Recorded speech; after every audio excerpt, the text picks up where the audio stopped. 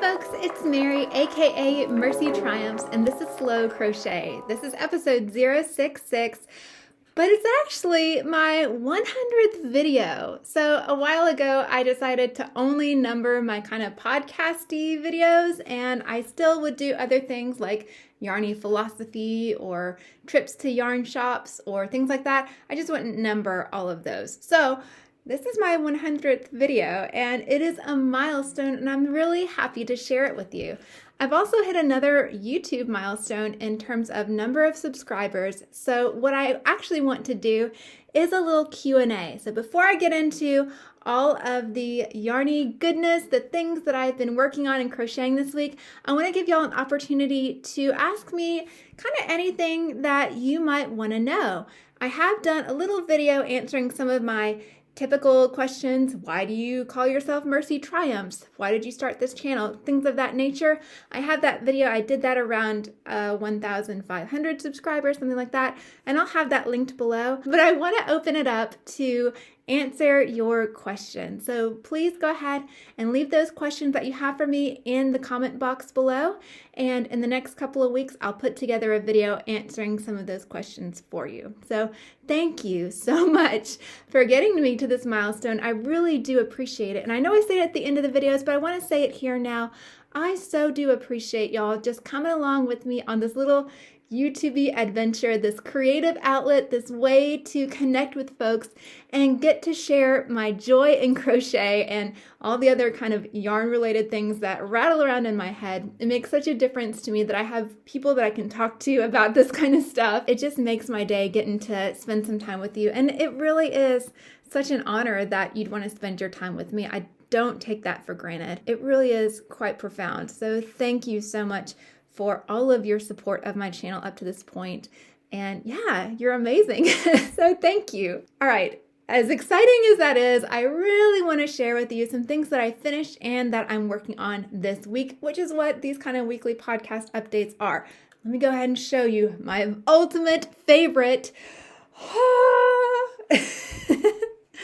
Here he is. This is the Oliver Frog pattern by Hobbii. So I did finally do his face.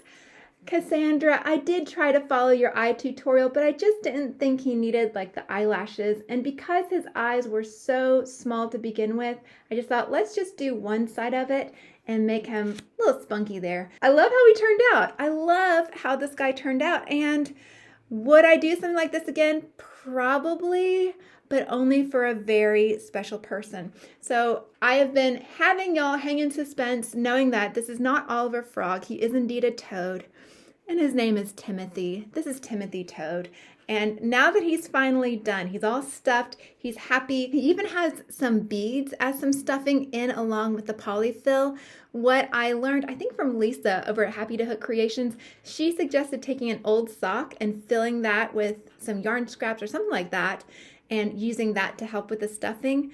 So instead of throwing away my children's holy socks, I took a couple of them and filled them with some little plastic pony beads to give him a little bit more heft, and hopefully that will make him just that much more fun to play with. Other than the beads inside and the sock and the polyfill, he is 100% cotton, and he is all from Hobby Lobby's I Love This Cotton. Happy, happy, happy days to have him done. And I'm actually seeing this person in a couple of days. The baby is due in a couple of weeks. And so I'm so excited that I get to give this gift in 2 days. Oh, it'll be so great. All right. So much joy there. I love little old Timothy. He just makes my heart happy. And I know he's going to be so well received. We put so much of our love and our hearts into everything that we make, but some of them are just really special. This person, I love her with all my heart, and the baby that she's carrying is so beyond precious, a miracle beyond miracles. And so Timothy is going to a very good home, and I know that he'll be so well loved and so well received. It's worth going through all the trouble to make something like this for that family. So happy, happy days. Some of y'all saw my video about teaching my neighbors to crochet, and so after that I happened to have some extra yarn, so I thought, let me go ahead and put together some projects with that. On my Instagram, I showed some granny squares, and those turned into just a couple of granny square hats. They're made with just yarn, which is by Premier. I think you can get it on Premier's website now. You don't have to get it from Dollar Tree, but that's where I got these colors. It's pecan and goldenrod, and I believe rust. And I did some modifications on the basic Yarnspirations granny square hat, and I have those modifications listed on the project page in Ravelry. I've made 3 or 4 hats like this, maybe more.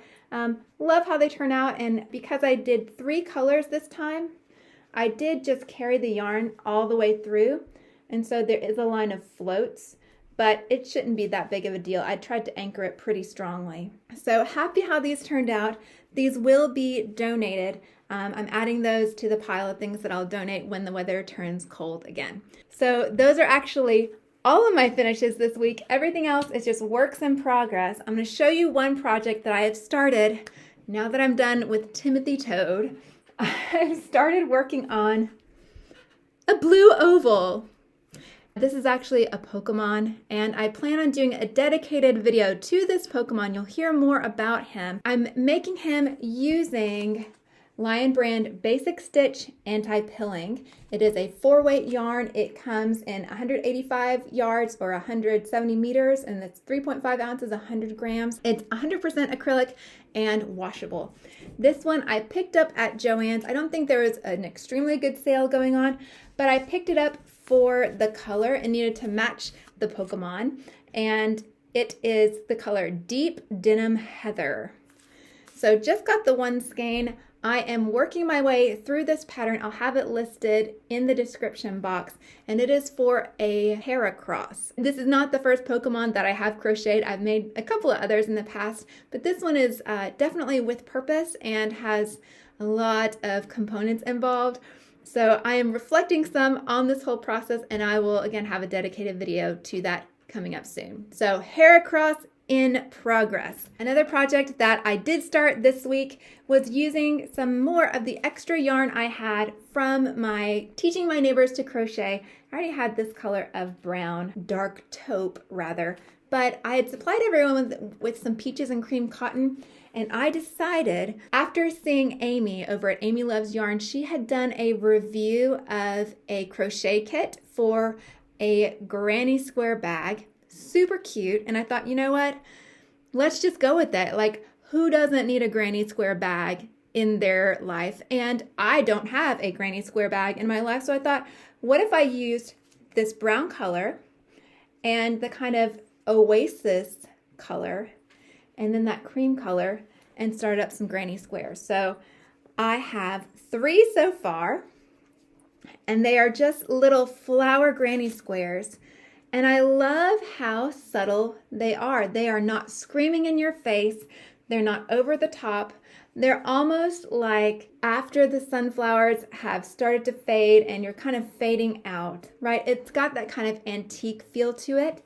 But the goal is to make up maybe 13 to 15 of these and put them together in a bag. In the bag that Amy was reviewing, it was a kit. But that style of bag can be found with lots of different patterns. Lots of people have free tutorials on that. The granny square itself is like a daisy granny square, and I just followed an easy pattern, a free pattern. So another work in progress. There are 2 other projects that I have already started and I am making good headway on.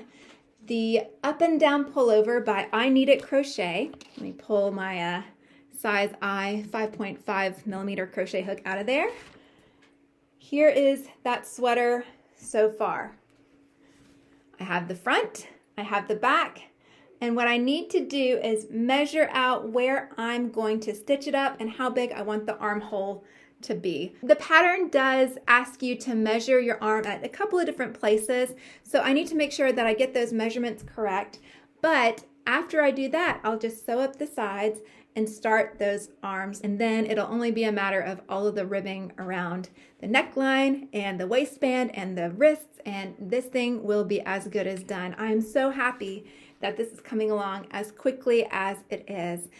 I just have to focus a little bit. And this is where I'm at right now, is what am I going to focus on? The sleeves on this are shaped, so I can't just autopilot a rectangle. I have to actually count and make sure that I'm getting things accurate, and then I'll have to make both sleeves the same. So I have to concentrate a little bit. It seems a little bit silly to say that my life is really full, because I think to a degree everyone's life is, but I try to work in as much crochet as I can, but I will indeed figure out those measurements this week and get started on the sleeves. The last project that I am still working on is my Sis Shawl by Sis Homemade.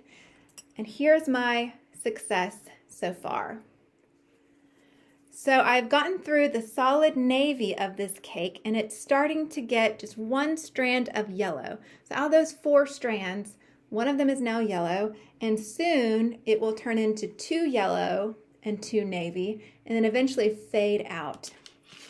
This shawl, after you get it started, you go the first 17 rows, and then you repeat rows 6 to 17. It's an actual 12-row repeat, Miss Dawna.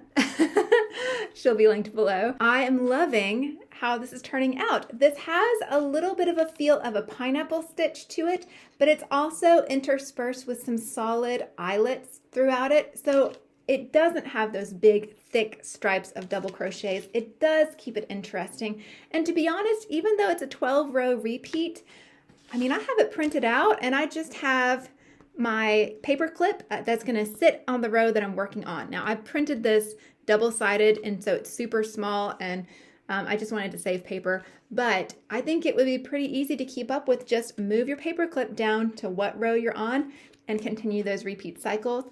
It is a free shawl pattern, and there is a chart as well, and that's also really helpful. That helped me really get through the first few rows especially. Yeah, but here's the cake. So still a little bit more of that navy to go before we get into solid yellow. But yeah, absolutely loving how it's coming together. I'm not working on this as much as I would like to, because it does require a bit of concentration. But now that I'm in that 12-row repeat, I can just reference and get into that rhythm. But the beautiful thing is when these shawls grow, you get that repeat chunk, and you can just do it over and over. I've grown in confidence through trying so many different shawls that I can get the feel for what's going on. And I'm not having to frog back nearly as much as I used to when I was doing my first few shawls. Again, this is 100% cotton, and this is one that I hope to be able to carry with me. In fact, today, it was a gorgeous day. The children and I were out and about, and I had this with me, and I was working on it on a playground, and sure enough, I met the most charming 4-year-old boy who was so polite. He came up and talked to me, and we were talking about crochet, and I was showing him my hooks, and he really wanted to help. It was the sweetest thing. And then his mother came over and was so apologetic. She said, "I'm so sorry that he's disturbing you." I said, "No, I was waiting and hoping I would get to talk to you, because this boy is so polite. He's saying, 'Excuse me, ma'am, excuse me, ma'am.'" And I thought, I cannot wait to tell his mother how wonderfully she is teaching him and how polite he is. So y'all know me. I love crocheting in public. I love having those little moments. And I thought of y'all immediately. I was like, oh, I get to go share this one. I get to meet an interested child, and I get to encourage a mother who really is doing a wonderful job, someone I never would have met before. And we got to have this wonderful, joyful exchange. So beautiful, beautiful. Again, how crochet can bring people together. And she said, "Oh, I actually have friends that crochet, so he's probably interested because of that." And I thought, yarny people, you're proving my point. I have a whole video about crocheting in public. If you haven't seen it, it is listed below as well. Yeah, so that's what I'm working on this week. I want to know from you, number one, what questions do you have for me? I would love to hear what you guys are curious about, whether it's my life, whether it's about Nashville, whether it's about crochet or anything of that nature. Please do let me know, or even knit. And I will be checking out the comments here, and I will do a whole dedicated video to that in the near future. Thank you again to everyone who's helped me get to 3,000 subscribers. It is such a joy. I try really hard not to watch the number counts, because to me, it's not about the numbers, it's about the people.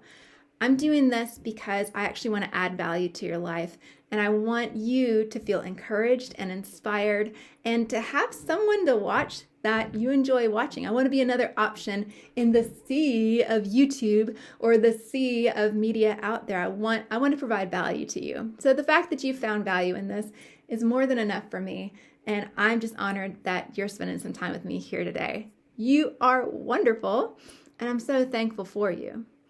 If I'm not your cup of tea, thank you so much for listening this long. I really do appreciate you, and I do hope I will see you again soon. Bye.